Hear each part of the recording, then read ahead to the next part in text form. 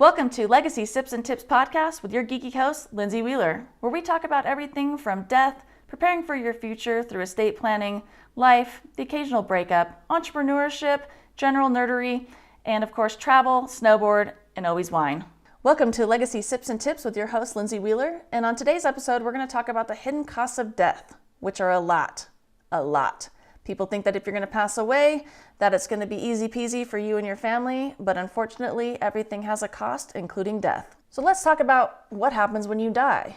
A lot of things happen. So of course, you have to have the paperwork to get you, taken care of. You're going to go to the medical examiner, of course, regardless of whether you pass away at home, whether you were in an accident, whatever it is, you're going to go to the ME because they want to make sure that that paperwork is done and that you didn't die because somebody murdered you. Okay. From there, then you are released to where your family or you want to be released to, like a funeral home, a mortuary, a crematorium, whatever it is, composting place. I don't really know how that works yet, but you are then released there. From there, these things cost money. Everything is a business in this country, and they're usually run by private financial institutions, if you will. And it's big money in dying. There's big money in living, there's big money in dying, a lot of big money. So who takes care of that? Well, you can prepay for these things now, and you can, like buying a car or whatever it is, you can lock in today's rate, which is crazy to think about, that you can lock in today's rate for your death. That is one way to do it. That's how they get you in. They get you with them at their facility, and they get you on today's price, which is a very attractive thing because, of course, prices go up. So think you're not going to pass away for 50, 60, 70 years, hopefully. If the minimum of that, and they're going to get you in today's rates because in 50, 60, 70 years from now, who knows what that looks like with inflation, with the cost of living. Those could be quite expensive for your loved ones or for you down the line. Of course, nobody wants to think about this. Do I want to pre-purchase my funeral? No. Do I want to pre-purchase my cremation, my burial, my composting? Absolutely not. Nobody wants to pay for that right now. But again, we live in a world of which the only guarantee in life is you're not going to make it out of this one. So let's make sure that that's taken care of. Again, you can pay for that, or you can have your loved ones pay for that at the end, which that is oftentimes a shock for your loved ones that, cool, you have lived this great life, you're now passed away, they're grieving, they're having to deal with maybe if you pass away in an accident, how horrific that is. It was sudden, it was not expected, or if you're older and you're now transitioning, nicely out of this life, but you didn't take care of these things for them, they're going to be not so happy with you, frankly. It's quite a shock to then have somebody pass away, and then you're looking at thousands of dollars of bills to just dispose of you, let alone all the expenses of your life that they also have to take care of. So this is one thing that you can, again, lock in today's rates and take care of it for them, as opposed to them having to take care of it for you after the fact, and then them being, frankly, a little pissy with you for not handling that for them. So that's how that works. You can, again, like I said, lock in those rates with these institutions. You can have then your family take care of those after the fact at that day's rate. So 40 years from now, they're probably paying 40 times what that would have cost for you to take care of it now at that one price. So when you pass away, and you have to be taken care of with your body, if you will, there are hidden costs that you may not think about. Transportation fees, storage fees, having them keep you refrigerated, that's a cost. Makeup's a cost. Clothing you can be a cost. They frankly are not that they're nickel and diming you, but they're nickeling and diming you on everything that happens after you're not here, because again, it's a business. So there are costs for you. Do you want to be buried? There's the casket cost. There's a plot cost. There's many different institutions that you have to deal with, or your loved ones have to deal with, to get your wishes fulfilled. So again, not only are you coming from the medical examiner's office, you're then now coming to the mortuary or funeral home who's going to dispose of your body, if you will, either hold you until you can be buried or cremate you, or take that time until you can be cremated. Do you want a viewing of yourself? Do you want an open casket? Or do you want a whole funeral and then a celebration of life? What do you want to have done with yourself? These all add up. If you want to be buried, casket costs. They range from a wooden box all the way up to the Taj Mahal, if you'd like that kind of style. You can have the most extraordinary, extravagant casket that you can think of. You can have your tombstone or your burial plot or whatever it is, that can range from the bare minimum of maybe a couple thousand all the way up to hundreds of thousands. You want a mausoleum? Do you want a tomb built? What do you want? Do you want it marble? Do you want it granite? Do you want it to be all these different components that you get to pick and choose, frankly, which is kind of fun. That's one other thing that you have control over, that you can pick and choose, as opposed to leaving it for your loved ones to handle after the fact. So also, if you're like me and you travel a lot, the likelihood of me passing away in a foreign country is probably pretty high. So what are the costs associated with that? If I want to come back to my hometown and be buried here, cremated here, spread here, who pays for those costs? There's transportation costs, there's international tariffs, there's airplane costs. Maybe you get cremated over there and then brought back here. All of those things are taken into consideration, and of course there are institutions here that can take care of that for you for a flat fee, and we can go over what those fees look like to do that as well. So now let's talk about the actual costs. I have a price list here from one of our local facilities. They're wonderful. I've worked with them. They're really great. But we're going to go through the actual cost of these things at today's rate. So this is going to be fun and entertaining. Definitely need some wine for this one. Okay, so our basicness. So say you have passed away, we need to keep your body in a good state to decide what you want to have done with yourself. So with that, we have what we call refrigeration. The minimum for refrigeration is $395. Okay, that is deaths who occur in this region, if you will. If it's a surrounding area and the remains have to be cared for or stored in a dignified manner at a different facility, that refrigeration cost may go up because there's transportation involved. If you want to be viewed, there's a fee for that, of course, because you're basically renting their facility for people to come in and to be able to pay their last respects before an actual funeral. This is usually a viewing is for more family members, more personal, more intimate at that way. That again is another $395. Say you want to have a better, more involved funeral at their facility, that's another $700 basically there. What else do we got going on here? So that's just kind of basic, you've just passed away, we have you refrigerated, and we're going to have you viewed. With that, there are additional costs usually to prepare you so you don't look like a dead body. So they're going to put some makeup on you, they're going to make you look, hopefully as natural as possible of your natural state after being, passed away and refrigerated for some time. With that, you can also be embalmed, which will prolong your corpse state, if you will. Embalming is kind of a interesting method. Basically, they're going to drain you of all of your fluids and those items, if you will, and they're going to put in like a resin or a chemical to preserve you. So you're kind of plasticized at that point, because then we can keep you longer out and about, if you will. So that's kind of an interesting thing that happens there. Transportation costs, getting transferred to the funeral home itself or the mortuary from the medical examiners, another $595 or $600. And then if they're transferring you from a different funeral home, that gets a little bit expensive. That's about $1,400 to get that transportation done for you. So say you have a viewing or a funeral at a different location, and now they have to bring you back to the mortuary to then process you for your wishes, either for, burial or cremation, composting, if you will. That's another $1,500. If you want to go to a different place, that's another $1,800. So that's interesting there. If you want an immediate burial with no viewing, no ceremony, the minimum cost of that is $27.95. Okay, immediate burial with casket or container provided by you, so that pine box, that cardboard box, or whatever, is that minimum of $27.95. It goes up to $17,000. And the reason for that is that we have, those built-in costs. We have that refrigeration, we have that transportation, additional costs if you want to be embalmed, if you will, and that's for immediate burial with no viewing, no ceremony, what have you. From there, we have direct cremation with a basic container. Cremation is usually a bit more affordable because they're just basically sticking you in that oven. They're going to cremate you, then, squish your remains. Also, like my video that we had before, if you have any medical hardware, they're going to pull that out and recycle that.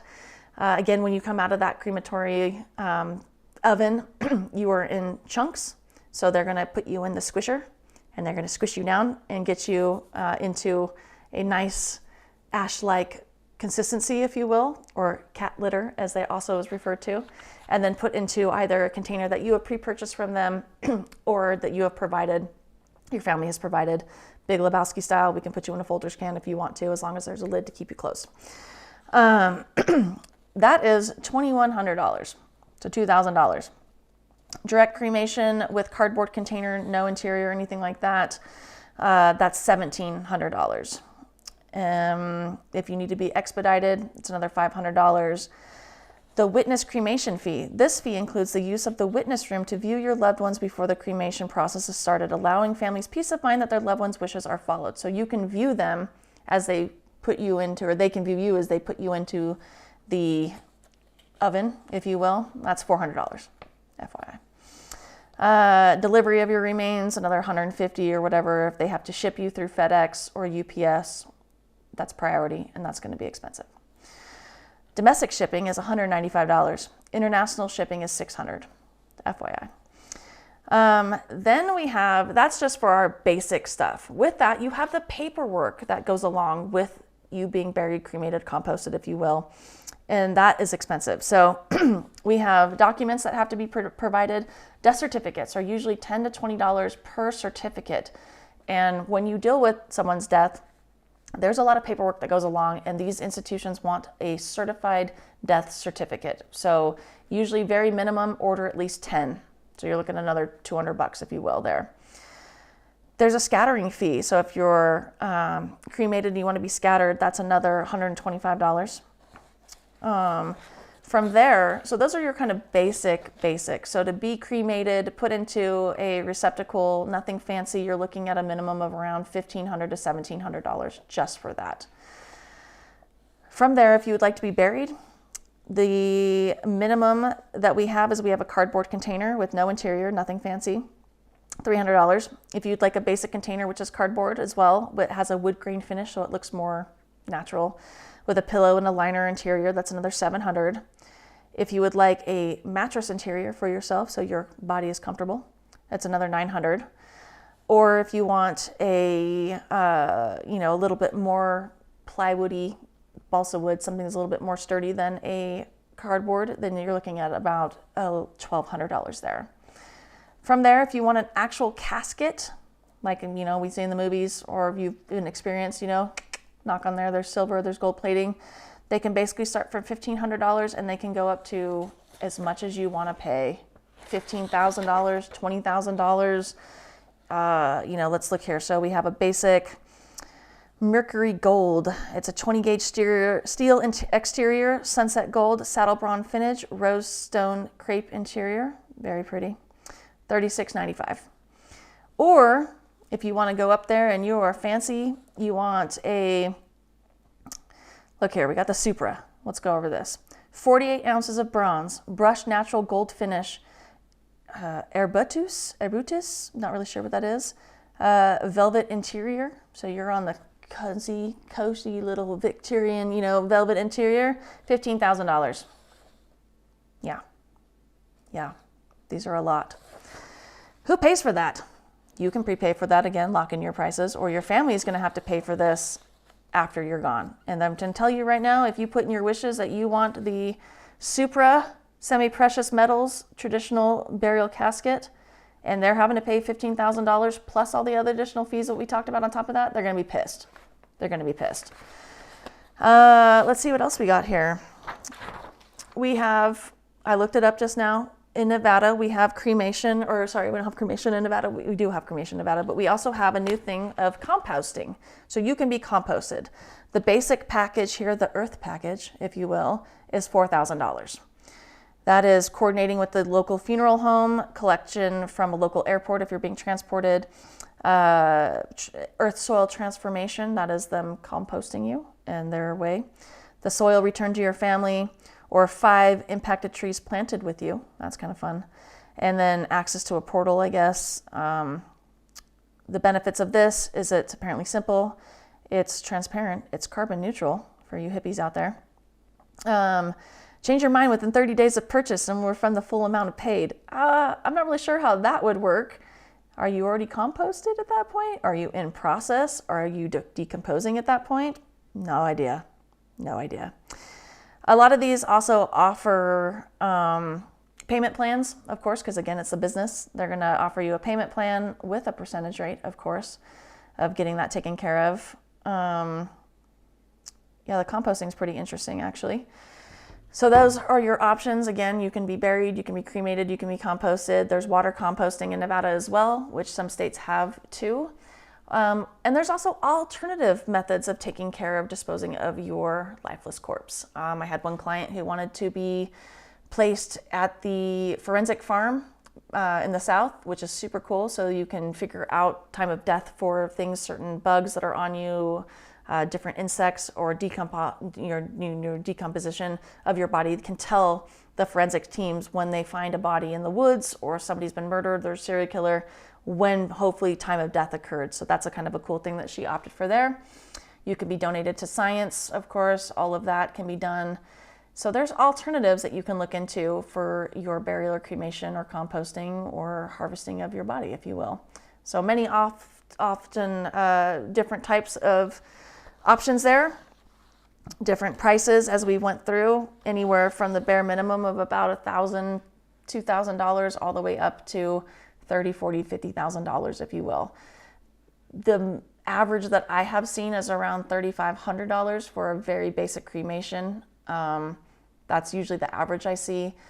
The general amount is usually around 10 to more, depending on what you want to have done, particularly if you want to be buried. Because not only are these just the process of your body being transported now you have your burial cost. That's a whole other institution that you have to deal with because they're the land people.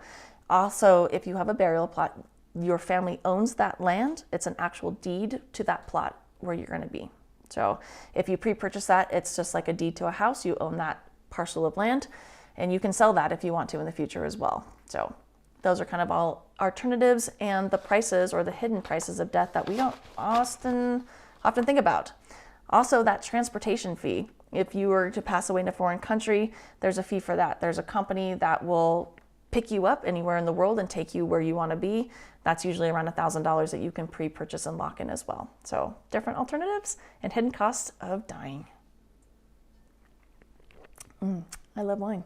Today we're drinking this beautiful Cabernet Sauvignon from Meadowcroft Winery in Sonoma. They're based out of Sebastopol. They are a nice, more family-oriented winery. Tom Meadowcroft owns the Meadowcroft wine. They're very eco-friendly with the bees. That's why they have the label there. They want to save the bees because the bees pollinate everything and make everything great. And that's how we get all of our food, frankly, in this world, is by bee pollination. So this is a Napa Valley 2022 where they source their grapes from. It is a very nice balanced wine. Of course, I always say they're balanced, but it is. It's got good fruit. It's a good Napa wine representation of it. This one particularly is not too jammy. Sometimes Napa wines can be really jammy and heavy and overwhelming. This one is nicely done. Doesn't make me feel like, ugh, just had a, grape salad in my mouth. So good wine, great winery. Check them out. Meadowcroft Wines out of Sebastopol, Sonoma area, and enjoy your wines. So with now understanding how much death costs and the hidden costs of it, who pays for that? Obviously you would pay for that. Again, you can lock in that rate. I like saying that because it's hilarious to me. That you just lock in today's rate for your death, everyone. Yeah, it's a little weird. But with that, so that's why an estate plan is very important with that, because you can set aside or earmark money for that. So say you want to have the super casket? Yeah, the super fancy one. You want that, you can make sure that you have earmarked money in your estate plan for that. You can have a whole wish list of the things that you want and the money allocated for those wishes in your estate plan, and your successor trustees or your executors are going to have to follow those wishes, which is kind of fun. So you want to have a celebration of life where they play this playlist and these, food served and all these kind of fun things, and it's like a big party. You can already pay for that, and you will earmark that money away for you in your estate plan. And that's why it's important, because now your people have that accessibility to those funds to fulfill your wishes if you haven't already pre-purchased those things. Again, of course, you can pre-purchase them, have them in your estate planning binder right behind your burial cremation instructions, your declaration of remains, to make it easy for your loved ones to understand and go, oh, How nice of them. They have already prepaid for this. It's already taken care of. I don't have to stress or worry about this for them. That is such a gift for your loved ones, because let's be real, they're going to be sad that you passed away. They're going to be grieving. That's a difficult thing to deal with. And then to have to go into these institutions, these mortuaries, these funeral homes, which again, they're very compassionate, wonderful people, but to sit down and look at a price list for someone's death, like, that sucks. That's harsh. It's very cold and unfeeling, and doesn't give good feelings to go through a price list. It seems very pedestrian, if you will, of somebody's just died and now I'm looking at a price list and picking and choosing out of a price list. That's not fun. It's not fun. So if you can do that for them and have it already taken care of, that's one less thing that they have to deal with through your estate plan that you've taken care of for them. So they are able to breathe, they are able to take that time, they are able to grieve your loss without having to go and sit into a cold room and look at paperwork, look at prices, shopping your death. Don't do that to people. You can take care of this ahead of time, and it doesn't mean that you're going to die tomorrow because you've done this. It just means that you are being proactive and taking care of these things for your loved ones, your children. It is such a gift for them, and I'm going to emphasize it again. It is such a gift to have these things taken care of for your loved ones so they don't have to do it for you. With that, again, you're locking in those prices. It's so bizarre. And taking care of those things for you. So that's kind of that process, if you will. So you'd make an appointment with the mortuary, you'd go in, you would get to make these decisions. Because maybe you want to be in the Supra and your kids are like, nah, we're going to put you in the, I don't know, the tin box over there. That's the cheapest they can afford. And that's not really where you want to be. That's not your wishes. So it's just, maybe you didn't want to be cremated, but that's the only option that they can afford at that time because you didn't give them that accessibility to take care of that for you. So you get to decide another thing for your life and your afterlife, frankly, which is pretty cool. So with that, if you want to be, buried, we have talked about the cost for those caskets, the Supra, whatever it is. But also when you get cremated, you might want to be put into a fancy urn. My friend's dad is in the, it's like a urn from the Haunted Mansion at Disney World, because that was a thing that they did together, which is pretty fun. My other friend's dad is in a wooden box. So you can pick and choose what you want to have done. Other people have their ashes put into an actual plot at the cemetery, maybe with family members or other family members that are close, that they'll put them all together in that family plot. You can, of course, also scatter them, but double check your state laws on what those requirements are, because you can't just walk into like a Home Depot and spread Dad's ashes because he loved Home Depot so much. There are requirements of that because it is technically human remains. So keep that in mind. But you can also put somebody into, like I said, a receptacle of your choosing, again, like that Haunted Mansion or the box, or you can purchase those urns from the mortuary or funeral home, and those can get pretty pricey as well. You can go from the bare minimum of a couple $100s up to a couple $1,000, multiple thousands of dollars for those urns as well. With that, you can do some fun things with ashes or somebody's fingerprints, for instance, because that's unique to them. They can take the fingerprints from the body and make them into jewelry, a necklace, rings, whatever it is, bracelet, what have you, as a keepsake of that person. They can also take those ashes and infuse them into jewelry. So maybe you want a ring made of that person or a necklace or whatever it is. There are many different companies that do really cool memorial items or trinkets, if you will, for you to have that person with you. So options on that. Again, those can also be kind of pricey, so double check on those. And again, you could pre-purchase those for your family as well. So say you pass away and you don't have anything in place. You don't have a will, you don't have the very minimum. Again, you're still going through probate with a will, but at least it gives direction. You don't have an estate plan, you die what we call intestate. That means with nothing. Who's going to pay for this stuff? Because you're not here and your body's still here, and we need to do something with it. You now have not taken care of that for your loved ones. You have not pre-purchased anything. You have not provided an estate plan where they have accessibility to your funds to take care of these things. Your loved ones are stuck with this bill. They may be able to be reimbursed in the future, but they're going to have to come up with a couple grand to take care of you right now. That's harsh. Don't do that to them. Again, money's tight for people. So if you have the ability to set them up so they have accessibility to your funds to take care of your wishes, great. That's how we do that through an estate plan. You could maybe put a beneficiary on an account, but technically that would just be their money and they can do what they want with it. They don't have to pay for your funeral as a beneficiary. That just becomes their money. Oftentimes they will pay for your funeral out of that because they're going to have to pay for it anyways, but technically they don't have to. So that's why estate planning is important, because you can make sure that there's immediate accessibility to funds. There's maybe a separate account that's set up for your funeral, life, celebration of life or whatever, and they'll have accessibility for that. So the pros of having that estate plan is you're again taking one less thing off of their plate for them, or one more thing off their plate for them to deal with. Cons of not having it is, holy shit, they're gonna have to take care of all this for you. They're gonna have to come out of their pocket to take care of these things. They're gonna have to pay for these things. They're gonna have to go through the price list and do all that heavy lifting that you have neglected to do for them. So with the actual hard costs of death, there's also the emotional costs of death. Nobody likes death. It sucks. It's hard. It's difficult. It's sad.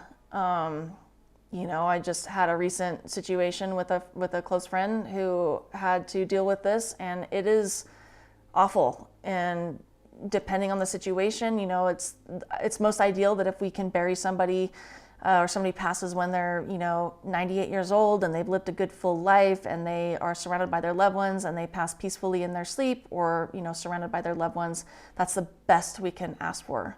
Unfortunately, life happens, and that's not always the most ideal situation that happens. You're having to deal with children passing away, young adults passing away, your parents passing away in maybe an accident or a horrific way. That's difficult in any situation. So not only is it difficult for somebody to pass away when they're 98 surrounded by their loved ones and friends, but that's more of a natural process. I think we feel more okay with that yes, we can rationalize that they lived a long life, and yes, we're going to miss that person, but it's their time. They've lived a full, long life. When that is cut short, that's not the natural progression. That's not the natural way. And that is difficult for anybody to deal with, whether that's personally, friends, family, even strangers. We're all compassionate, and we want to feel compassionate toward people, or compassion toward people. So when someone passes away unexpectedly or in a tragic or maybe more violent manner, that's difficult, and that's a cost for everybody. And depending on who's passed away, that person will never leave you. That grief will never leave you. And I think it's disingenuous for people to say, oh, well, you'll get over it, or it'll get easier. In some circumstances, it will never get easier, ever. It just won't. And that's the harsh cost and reality of our life and people passing away from us. And so particularly if they don't happen in a natural, loving way, then that grief will never leave you. It might get easier for you to deal with your day-to-day life, but that will always be there, unfortunately. And that's the harsh cost of being a person in this world.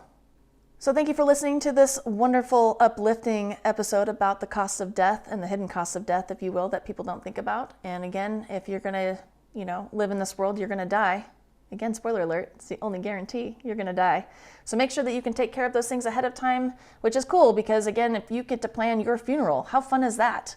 You get to plan your celebration of life. You can take the burden off of your family by taking care of these costs, these hidden costs, so they're not having to deal with it when you pass away or unexpectedly pass away. So take care of that for them, get your estate plan in place. And if you have questions about that, I can definitely help you with your estate plan online or High Sierra Legal. Thank you for listening to this podcast. If you found value, please like, subscribe, and share. And be sure to follow me on all the socials at Sips and Tips with Lindsay. And of course, you can always go to my website, sipsandtipswithlindsay.com, to find more information about estate planning, business, snowboard, travel, and of course, wine.